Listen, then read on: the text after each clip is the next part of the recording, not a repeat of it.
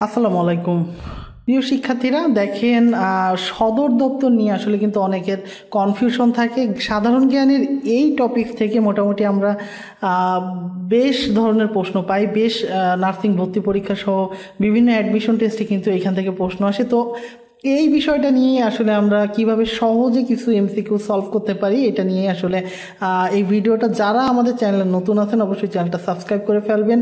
এছাড়া আমাদের যে কোর্সে যারা জয়েন হন নাই, আমরা কিন্তু প্রথম 100 জনকে ফ্রিতে কোচিং করাচ্ছি।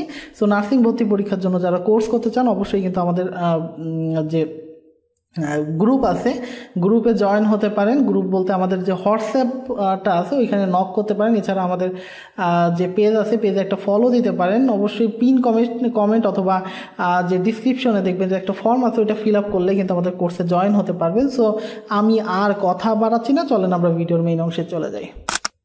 আচ্ছা, একটা শর্টকাট টেকনিক বলি। দেখেন, যেসব সংস্থার শুরুতে ডাব্লু এবং ও আছে, যেসব সংস্থার শুরুতে ডাব্লু এবং ও আছে তাদের সদর দপ্তর সাধারণত জেনেভা, সুইজারল্যান্ড। অর্থাৎ জেনেভাও থাকতে পারে, সুইজারল্যান্ডও থাকতে পারে অপশনে। তো দেখা গেল কোন দেশ বললে কিন্তু সুইজারল্যান্ড হবে এবং এটা হচ্ছে জেনেভা। তো অপশনে জেনেভাও থাকতে পারে, সুইজারল্যান্ডও থাকতে পারে। তাহলে যেসব সংস্থার শুরুতে ডাব্লু এবং শেষে ও আছে তাদের সদর দপ্তর হচ্ছে জেনেভা, সুইজারল্যান্ড। তো আমরা হচ্ছে যদি দেখি WIPO, WTO, WHO, ILO, WMO, ISO।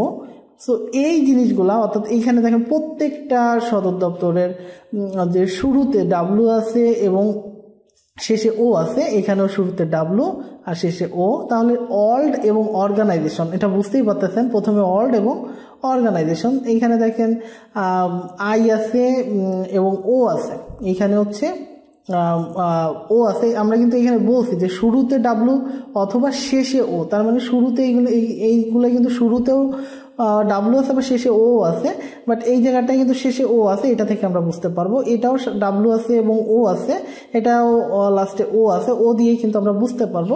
শুধুমাত্র একটা ব্যতিক্রম আমরা মনে রাখবো, সেটা হচ্ছে IMO। এইখানে IMO হচ্ছে IMO এর সদর দপ্তর হচ্ছে লন্ডন। জাস্ট এই একটা ব্যতিক্রম কিন্তু আমরা একটু মনে রাখবো, বাকিগুলা আমাদের এই টেকনিকে কিন্তু হয়ে যাবে। সো আমরা যদি কয়েকটা এমসিকিউ সলভ করি যেগুলো বিগত বছরগুলোতে আসছে।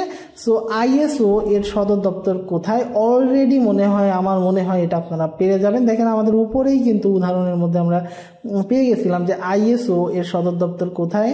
এখানে দেখেন ভিয়েনা হবে না, জেনেভা অথবা সুইজারল্যান্ড। আমি বলছি জেনেভা অথবা সুইজারল্যান্ড থাকলে কিন্তু এখানে হবে। সো এটার উত্তর হবে কিন্তু জেনেভা। নিম্নের কোন সংস্থার সদর দপ্তর লন্ডনে?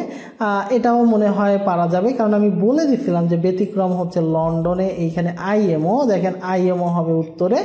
এছাড়া 3 নাম্বারটা একটু দেখেন, ওয়ার্ল্ড ব্যাংকের সদর দপ্তর কোথায়? ওয়ার্ল্ড ব্যাংক, আমি কিন্তু এটা কিন্তু আপনাদের জন্য রেখে দিয়েছি।